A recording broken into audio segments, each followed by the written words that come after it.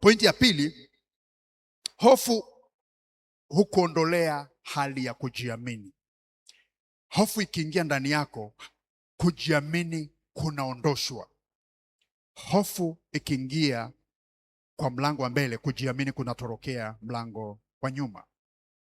Hofu inaondoa kujiamini na ni hatari sana. Hofu inaondoa kujiamini. Huwezi kujiamini huku hofu imetanda kwenye akili yako. Ni ngumu sana, ni ngumu sana. Hofu inaondoa hali ya kujiamini. Na kitabu kile cha Wafalme wa Kwanza, Wafalme wa Kwanza mlango wa 19,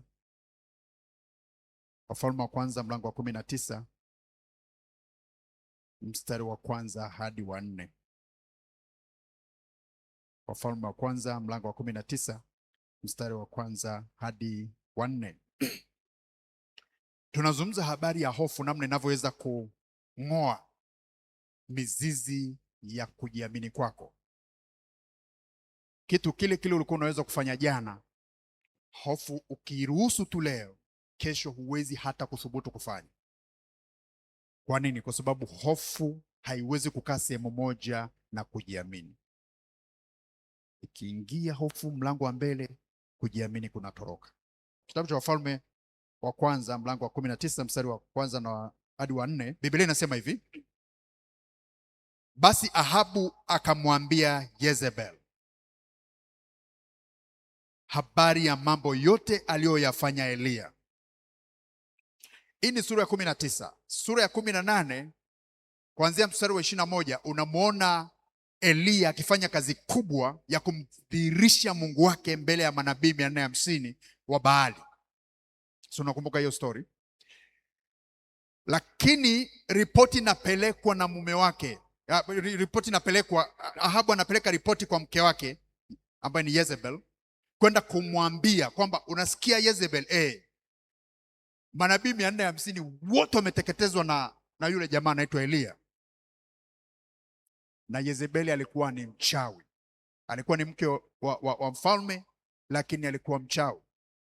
Anapelekewa ripoti kwamba manabii wote 450 wamemalizwa na Eliya. Alipata hasira sana. Nasikiliza maneno yake. Basi Ahabu akamwambia Yezebel habari ya mambo yote aliyoyafanya Eliya na jinsi alivyowaua manabii wote kwa upanga. Namna alivyowaua manabii wote kwa upanga. Ndipo Yezebel akampelekea Eliya mjumbe. Baada ya kupokea hiyo ripoti, akapeleka ujumbe kwa Eliya. Ndipo Yezebel akampelekea Eliya mjumbe kusema, miungu wanifanyie hivyo na kuzidi. Kwa lugha nyingine anajiapisha kwamba miungu na inifanyie hivyo na kuzidi. Kwa asili aliyoipata anasema, miungu na inifanyie hivyo na kuzidi, nisipokufanya roho yako kesho panapo wakati huu kama roho ya mojawapo wa hao uliowaua wewe. Kwa lugha nyingine anamwambia kwamba kesho panapo muda huu kichwa chako ni halali yangu, na kukata kichwa kwa sababu umewaua manabii 450 wa Baali. Sikiliza. Naye alipoona hayo, Eliya aliondoka akaenda ahifadhi roho yake. Ni yule mwanaume aliyemthibitisha Mungu mbele ya halaiki ya watu. Alimthibitisha Mungu wake mbele ya manabii 450, mbele ya watu wengi sana, akamthibitisha Mungu wake. Leo hii sauti ya mtu mmoja tu inanyang'anya kila kitu. Ule ujasiri aliokuwa nao unanyang'anywa ndani yake. Eliya aliyekuwa giant katika Israel, maneno ya mwanamke Yezebel yanang'oa ule ujasiri wa Eliya. Anaanza kukimbia kwenda kuhifadhi roho yake, kwamba nakufa mimi. Haoni thamani tena ya huduma aliyokuwa nayo. Hawezi tena kuthubutu kufanya kile alichokuwa anakifanya jana. Juzi tu alimthibitisha Mungu wake, alimdhihirisha Mungu wake, lakini sasa hivi hathubutu hata kutaja hiyo kitu. Ule ushuhuda aliofanya wala haumtii tena nguvu. Kwa nini? Alivyoruhusu maneno ya Jezebel yakammaliza nguvu, yakamnyang'anya ujasiri. Eliya anatafuta kwenda kujificha ili asiuawe na Jezebel, yule mwanaume aliyekuwa tishio katika taifa zima la Israeli. Leo hii maneno ya mtu huyu yanamaliza.